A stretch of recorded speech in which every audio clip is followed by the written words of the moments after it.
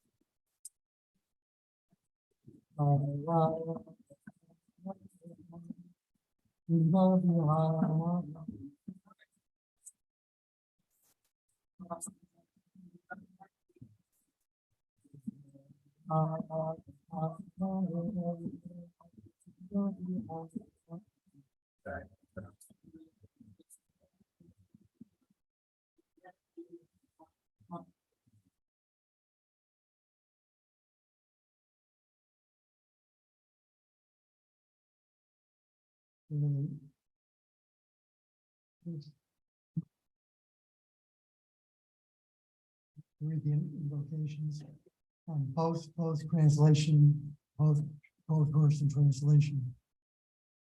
One time, these young children memorized the entire Sri Upanishad, all 18 verses, and they recited them for Prabhupada.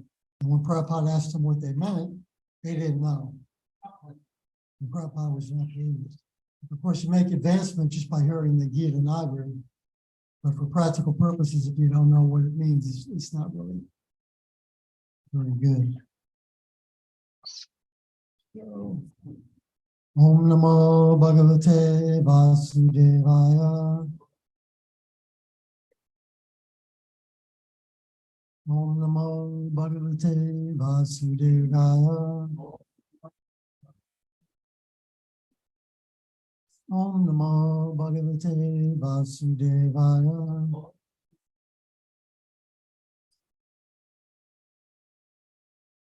Nayanam Namaskritya Om Chaivanam Devyam Saraswatim Vyasam Tato Jayam Udhiraya Nasta Preshra Bhadreshu Nityam Bhagavata Sevaya Bhagavatir Tamash Loke Bhaktir Bhavati Naishtaki. A regular, before reciting the Srimad Bhagavatam, which is the daily means of conquest, one should offer respectful obeisances unto the personality of Godhead, Narayan, unto Narayan Rishi, the supremest human being, unto Mother, that's very, and unto Srila Vyasdev as well. A regular attendance in classes on the Bhagavatam, and by regular service to the pure devotees, all those culpable to our head is almost completely restored, and love and perfect joy outbreak by him, with the grace of transcendental signs and established the new irrevocable faith. Okay, this section is titled The Gurus. This conversation between Yavaduk Ramana and Kinyadu. Generally, we only have one Diksha Guru. We can have unlimited Shiksha Gurus, even from non-human sources like nature, as we're finding out from the story and conversation of Avaduk Ramana and Kinyadu.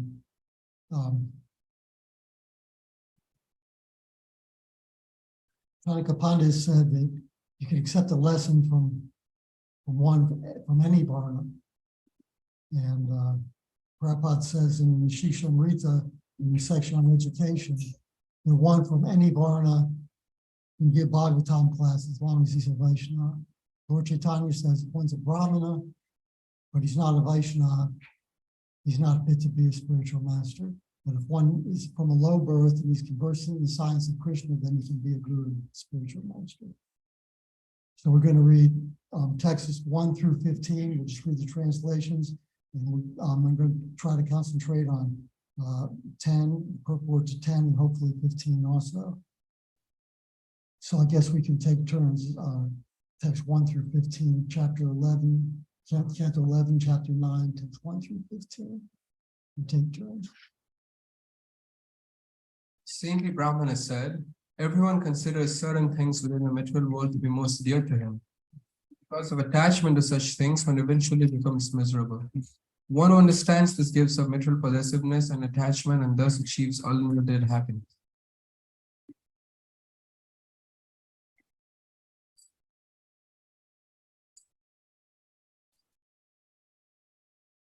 Once a group of large hawks who were unable to find any prey attacked another weaker hawk who was floating some meat. At that time, being in danger of his life, the hawk gave up his meat and experienced actual happiness. In family life, the parents are always in anxiety about their home, children, and reputation. But I have nothing to do with these things. I do not worry at all about any family, and I do not care about honor and dishonor. I enjoy only the life of the soul, and I find love on the spiritual platform. Thus, I wander the earth like a child. In this world, two types of people are free from all anxieties and merged in great happiness. One who is a retarded and childish fool, and one who has approached the Supreme Lord. who is beyond the three modes of material nature. Once a marriageable young girl was alone in her house because her parents and relatives had gone that day to another place. At that time, a few men arrived at the house, specifically desiring to marry her. She received them all with hospitality.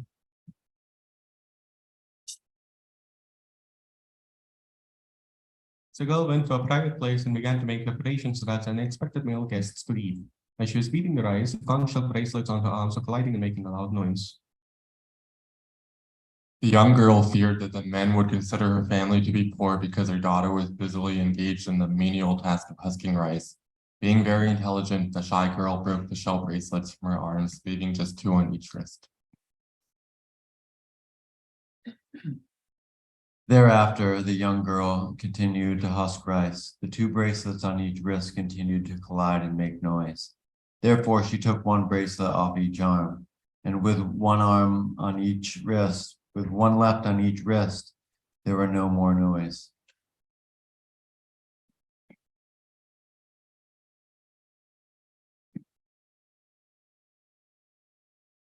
O subduer of the enemy, I travel throughout the surface of the earth, learning constantly about the nature of this world, and thus I personally witnessed the lesson of the young girl. When many people live together in one place, there will undoubtedly be quarreling. And even if 2 people live together, there will be frivolous conversation and disagreement. Therefore, to avoid conflict, one should live alone, as we learn from the example of the bracelet of the young girl. Having perfected the yoga sitting postures and conquered breathing process, one should make the mind steady by detachment and the regulated practice of yoga. Thus one should carefully fix the mind on the single goal of yoga practice. The mind can be controlled when it is fixed on the Supreme Personality of Godhead. Having achieved a stable situation, the mind becomes free from polluted desires to execute material activities. Thus, as the mode of goodness increases in strength, one can completely give up the modes of passion and ignorance, and gradually one transcends even the material mode of goodness. When the mind is freed from the fuel of the modes of nature, the fire of material existence is extinguished. Then one achieves the transcendental platform of direct relationship with the object of his meditation, the Supreme Lord.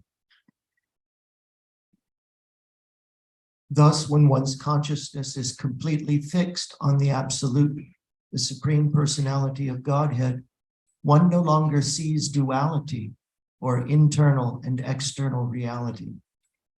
The example is given of the arrow maker who was so absorbed in making a straight arrow that he did not even see or notice the king himself, who was passing right next to him.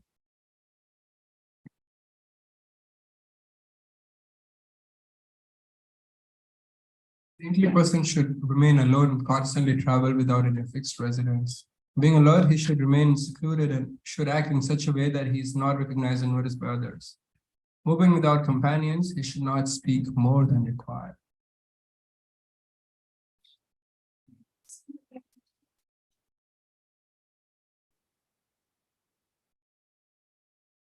Living in a temporary material body tries to construct a happy home. The result is fruitless and miserable. The snake, however, enters a home that has been built by others and prospers happily. Okay. So go back to text 2 to start with. It's got a real short purport I want to say something about. And then we'll read the verse for text 10, text 10 purport, and hopefully text 15 also.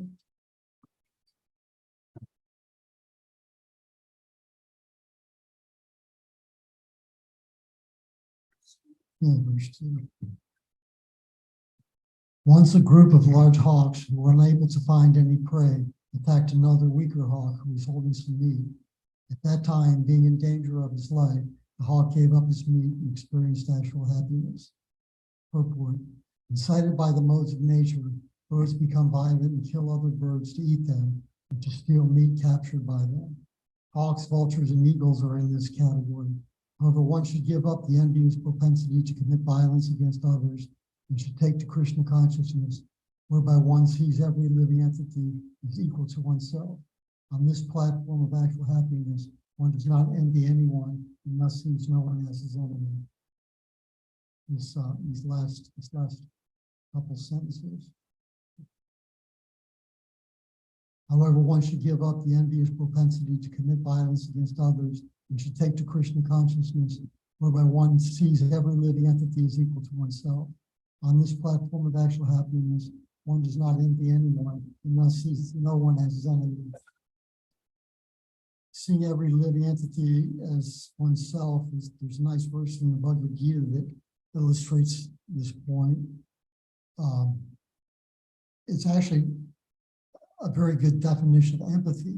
And empathy means feeling deep compassion for someone by sincerely understanding what they're going through. And this verse in the Bhagavad Gita is in chapter 6, and it says, yogi, in comparison to his own self, sees the true equality of all beings in both their happiness and their distress. So whether one is young or old, black, white, male, female, poor, rich, we all suffer in the womb, we all go through birth, old age, disease, and death. Prabhupada calls these the real problems of life. And in Krishna book, there's mentioned 6 material whips: birth, death, hunger, thirst, heat, and cold. Every living entity suffers from these 6 material whips with no exceptions. So in this way, we can begin to see how really no one jiva is any greater or less dear to the Lord than any other jiva. So, okay, now let's go on to text 10.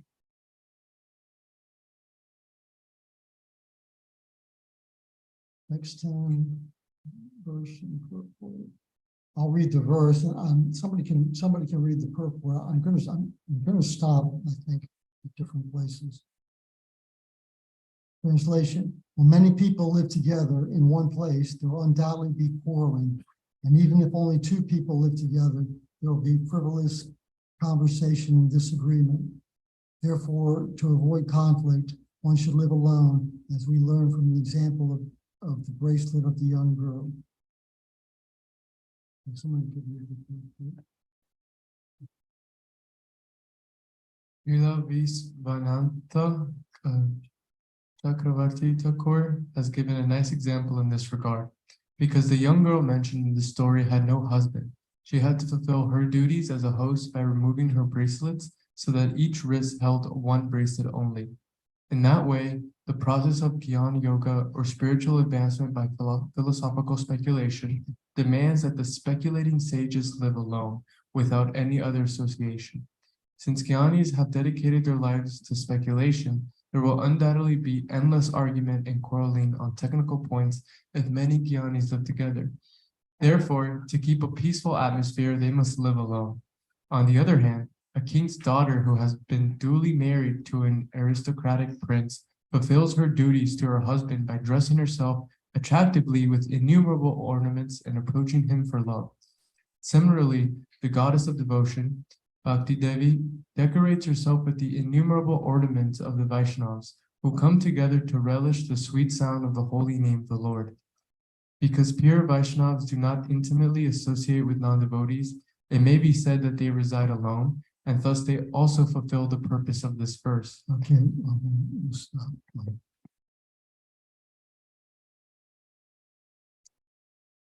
Yeah, so here at Krishna House, so many people live together in such close circumstances. At any given time, there's 20, 25 people. It turns over all the time. Literally, I guess literally hundreds of people have come through here. But men and women. So how is this possible? By keeping Krishna in the center and Prabhupada in the center, it's the only way really this can be done. Yeah, Krishna House, for example. Pracharananda gave Sunday Peace Bhagavad Gita lecture probably a couple of months ago now.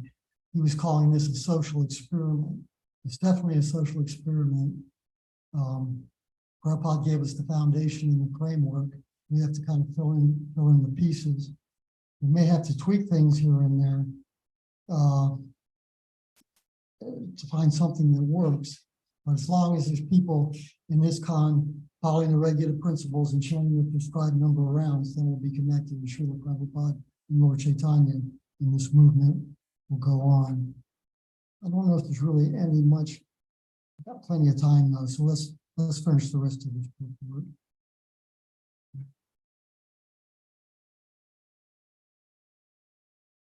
There cannot be any quarrel among pure Vaishnavas because they are on the real platform of desirelessness, not wanting even salvation or mystic powers. What to speak of sense gratification? Because they're all devotees of Krishna, they may freely associate with one another by glorifying the Lord. As stated in Srimad Bhagavatam 3:25-34. Nekadmakam me sprihayanti kechin matpada seva bhirata mad iha. Yanyonyato bhagavataha prasajya sabha jayante mama paurushani. A pure devotee who is attached to the activities of devotional service and who always engages in the service of my lotus feet, never desires to become one with me. Such a devotee who is unflinchingly engaged always glorifies my pastimes and activities.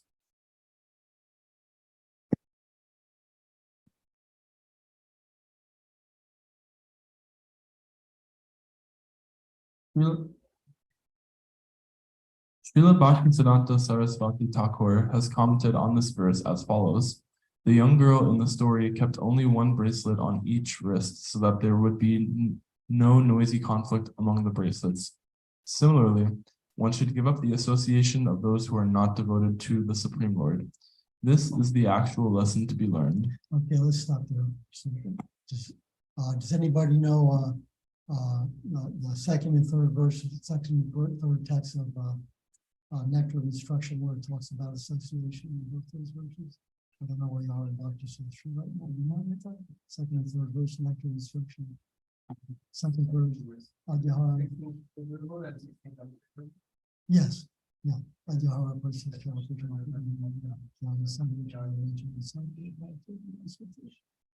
in verse 6, if one becomes too entangled, if one is too entangled in the following 6 activities, one's devotional service is spoiled. And the 5th activity is too much association with worldly minded persons who aren't in Krishna consciousness. In the 3rd text,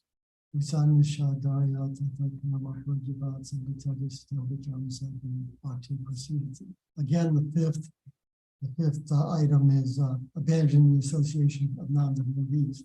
So association is very important. Rupa Goswami mentions it twice in 2 consecutive verses. Usually it's said that chanting Hare Krishna is the most important aspect of devotional service, but sometimes it's also said that association is the most important. So both are very important. I mean, most of us can't go off to a secluded place and just chant Hare Krishna. And one of these purports, and maybe this one, it goes on to say that we should live with many Vaishnavas, and that's actually living alone. It might be this purport. Okay, so let's pick up from where we left. And this is the actual lesson we learned. Real Vaishnava right there.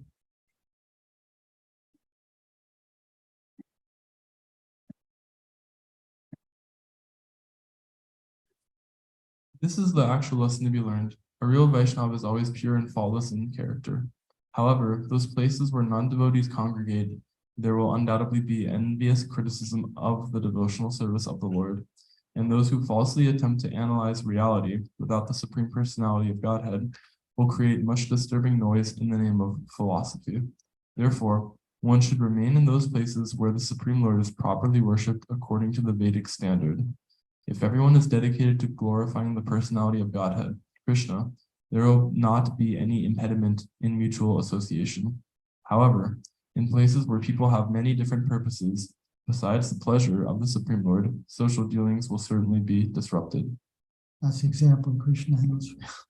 Again. One should therefore avoid the association of those who are inimical to devotional service. Otherwise, one will be frustrated in achieving the spiritual purpose of life.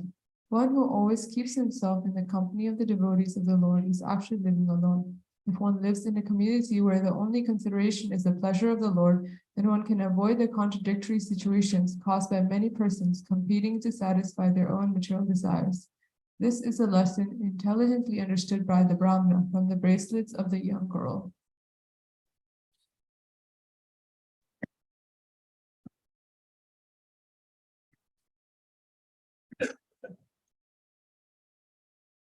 In this connection, Srila Madhacharya quotes the following.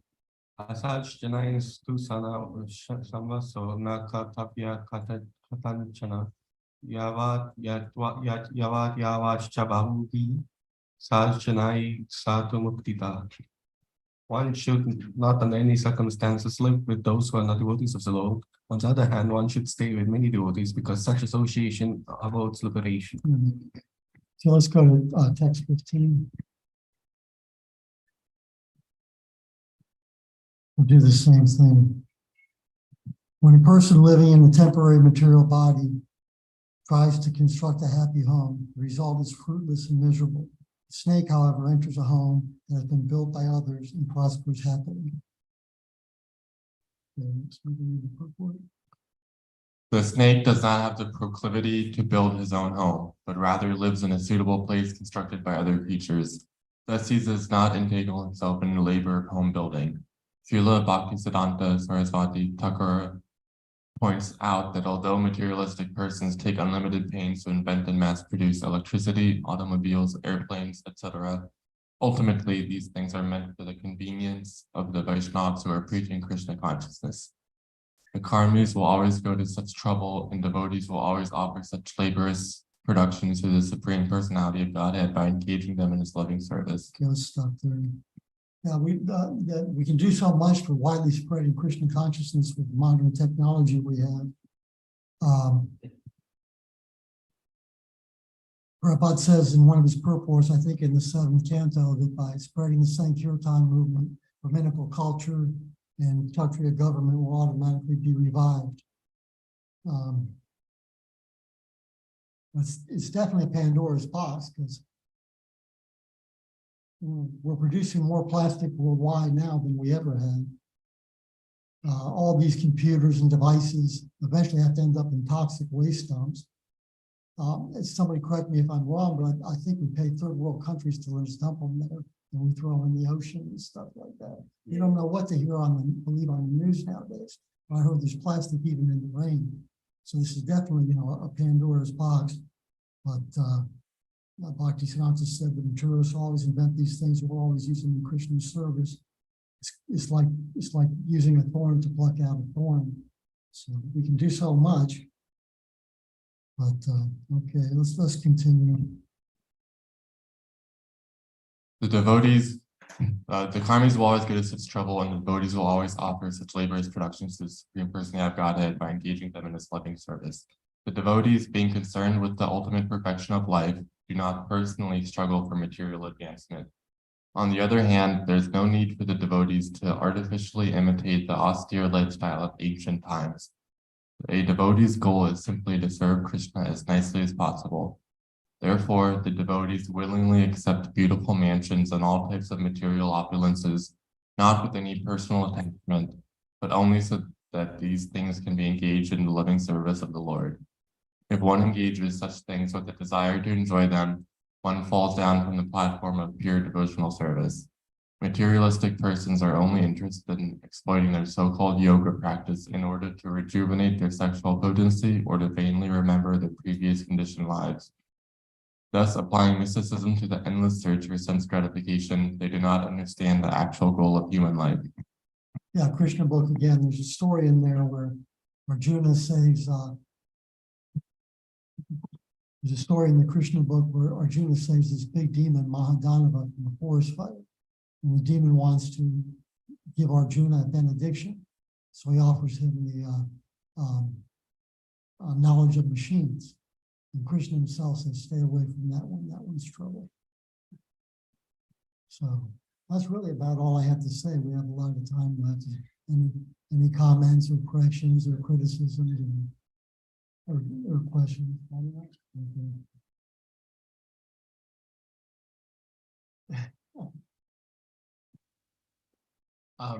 Shesha Prabhu was giving class. This is in regards to the example of the young girl removing the bracelets, etc. Because sometimes we can see, even amongst devotees, there are some disagreement. It mentioned there unnecessary talks, frivolous talk, etc., or particularly arguments. It was talking about the jnanis in terms of arguments. So realistically or practically, we see even amongst the devotees sometimes there's disagreement or some disagreement like this. So it was an interesting class that Shesha Prabhu gave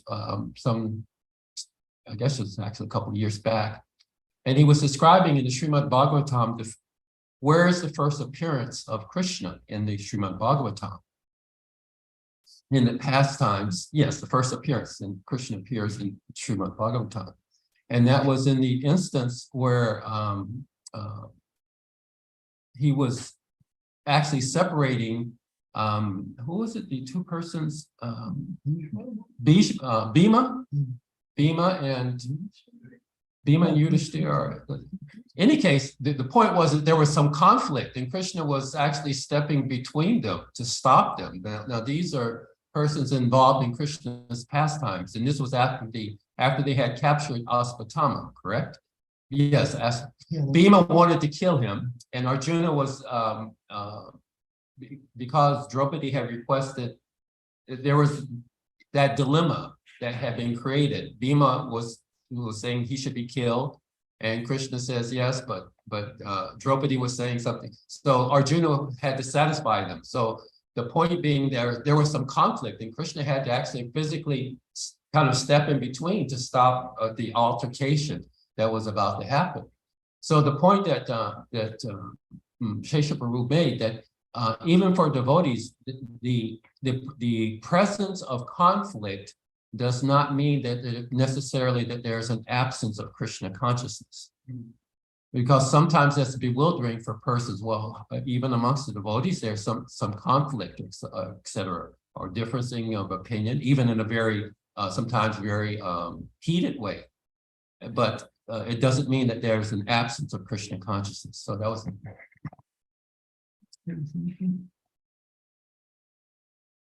Anyone else? If there's nothing else, we can go back to the first verse in this chapter. First, does anybody else have anything? It's quite a bit of time. Go back to the text one in this. Let's see.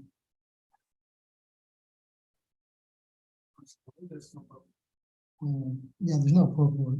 The saintly Brahmana said, everyone considers certain things within this material world to be most dear to him. And because of attachment to such things, one eventually becomes miserable. One who understands this and gives up material possessiveness and attachment and thus achieves unlimited.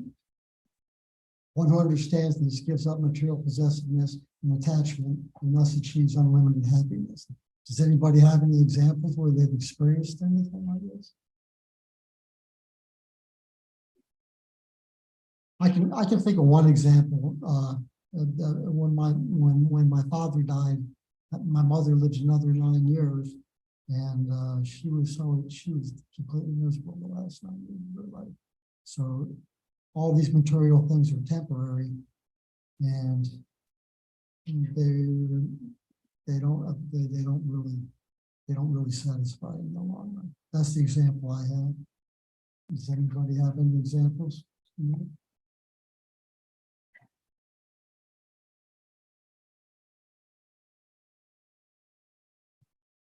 Yeah, I think another one is also a family, also friends. I changed a lot of high schools. Like I started my first 2 years in one high school, did another 2 years in another high school. And then when I went to college, none of my high school friends were with me. So I kept losing the same, like I never consistently had friends, and it was like very miserable. I can see how that actually really helped me become independent and very content learning to be by myself. But I know a lot of people who have their friends since pre-K, and they went through every high school, and even at the University of Florida, they still have the same friends. And I can see how some people have a hard time being by themselves. Like they need to always make plans and have people around them.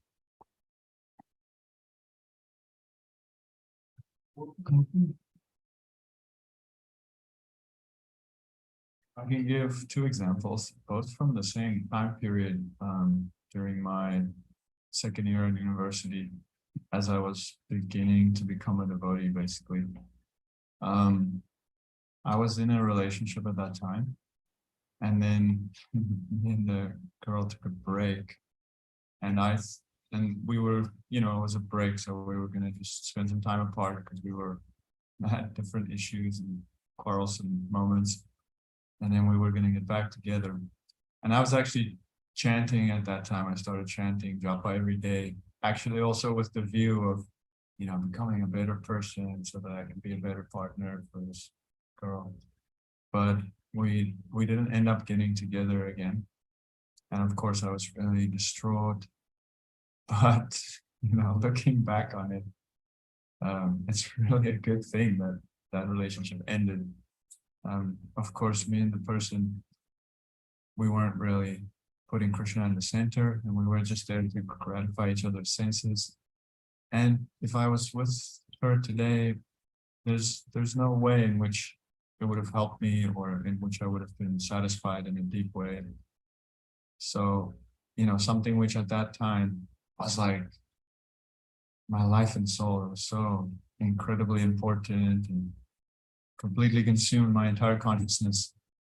It really wasn't worth much, you know, when you actually start adding things up. And then another example from the same time period, like a few months later, I was becoming more serious about my spiritual practice. And so I would also give up some of my previous habits. And my whole circle of friends was kind of like the creative crowd, those who studied drama and acting and musicians and the visual artists.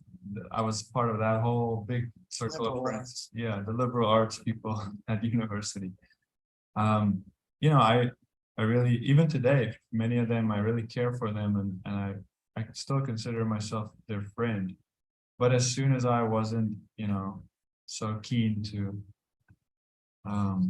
smoke marijuana with them or go to the club and drink, I could just see that it's like the switch of a button. They were not interested to spend time with me anymore. And I could just see very clearly that the whole friendship was just based on, you know, doing these certain activities together.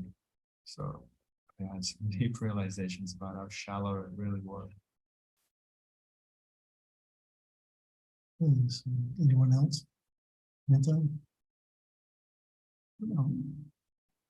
I just had a general comment. Okay. I just appreciated the purpose that you read.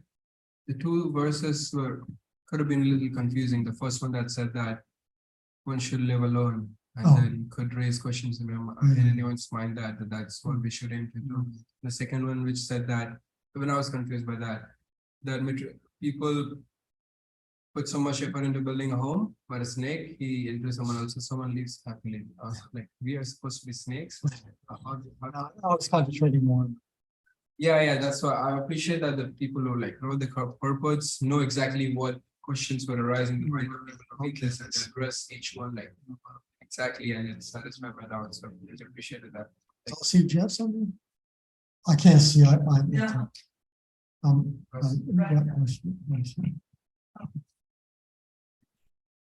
I think for me, one example I was thinking is there was a time where I was really stressed about work, and I was just like, I don't want to do it anymore.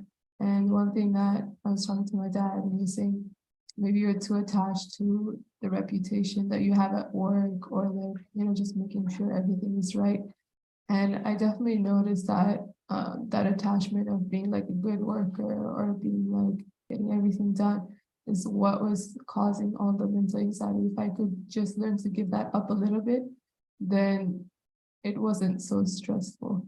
And also kind of reminded me similar to like what we read yesterday about Pingala, when she gave up that attachment to the money and she was like detached from everything. That's when she became happy. So that was nice.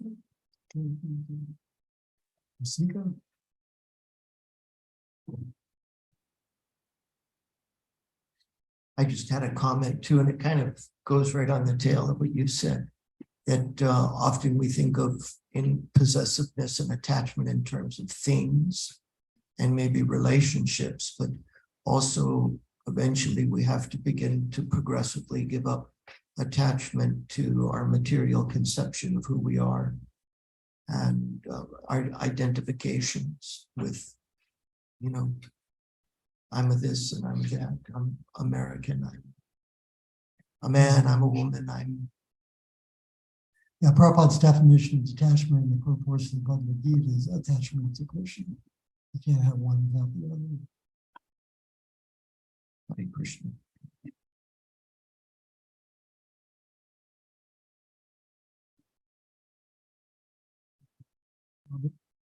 Yeah, I just remember like early, like high school and then early college, on the topic of being attached to like non-material things, but like an idea of who we are, like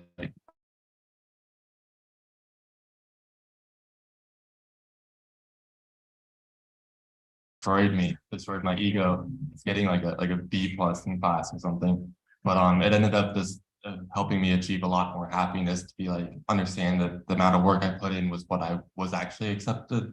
Like I accepted the amount that the work I did, and it helped me like come to terms with like that I'm not, that there's some like ego and superiority complex going on there to think that I had to be the type of person that my sense of happiness was being achieved through thinking I'm better than other people. And then when I kind of fell down a little bit, in a sense, like it helped me just kind of calm myself and realize that like I could be happy like just doing well in school and making friends and having good relationships with the professors, and I found happiness in more areas than I had before.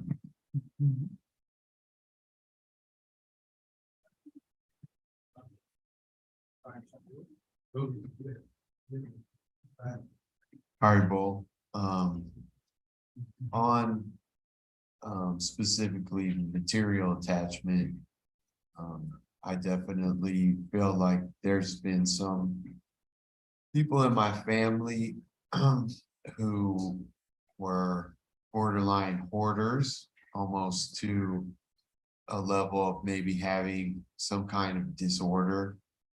I saw my grandfather, who was definitely a collector, but towards the end of his life, he never got to the phase of where he was delegating or handing out or willing some of his belongings. And they ultimately got handed into the trust of my step grandmother, who coveted them and cut off everybody else who was entitled to them.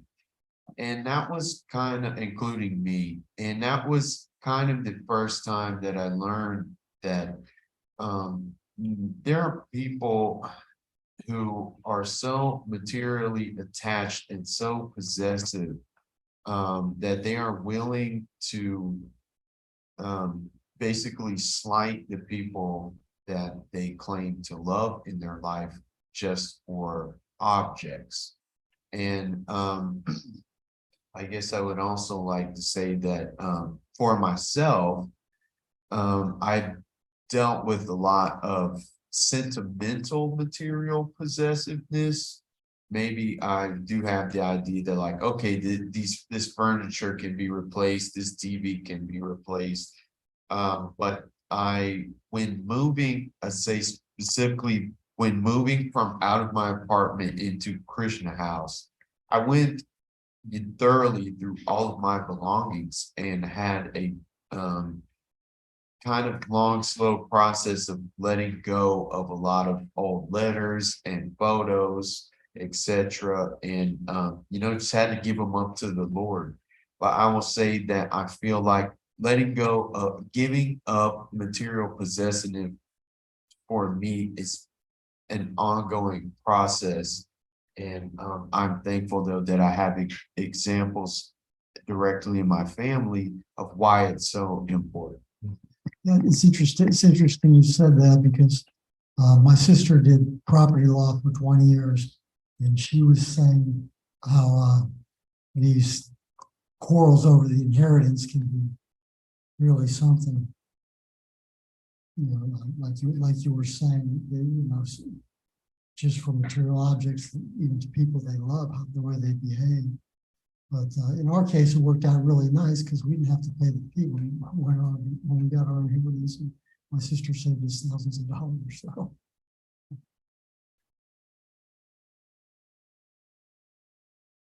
Anything else?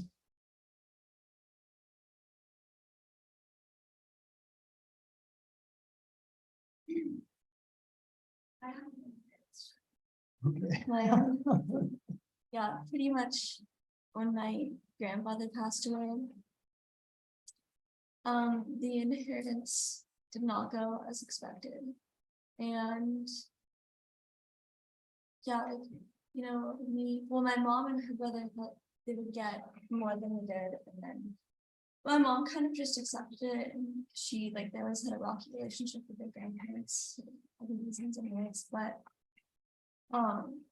anyways, now we have a huge lawsuit going on in our family. We don't talk to my mom's brother and my uncle anymore at all, because my uncle's so greedy to get that money. He's getting all these lawyers involved, and it's just a huge thing. And now I'm just wow, that really gets to show how materialistic you are, that you're willing to be so rude and nasty just over money.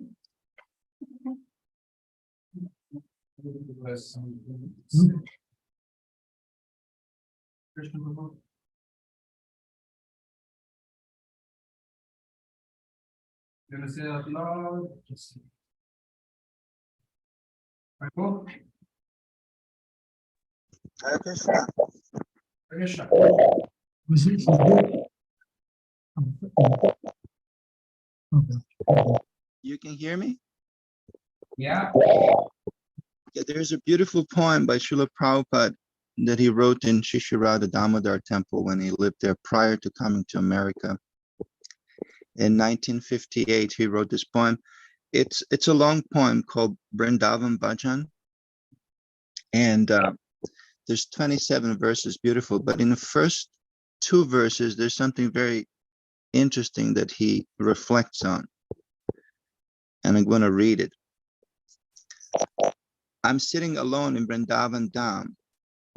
In this mood, I'm getting many realizations. I have my wife, sons, daughters, granddaughters, grandsons, everything. But I have no money. So they are futilest glories. Krishna has shown me the naked form of material nature.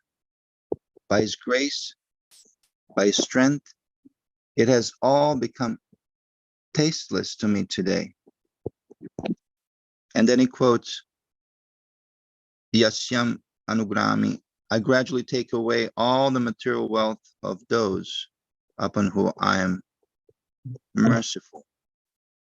End of quote. How was I able to understand this mercy of all merciful? Verse 2, everyone has abandoned me, seen me as a penniless. Wife, relatives, friends, brothers, everyone. This is misery, but it gives me a laugh. I sit alone and laugh. In this Maya Samsara, whom do I really love? Where have all my father and mother gone to now? And where are all my elders who are my own folk? Who'll give me news of them? Tell me who? All that is left of this family life is a list of names. Hare Krishna. So with that, Srimad Bhagavatam. Thank you. Hare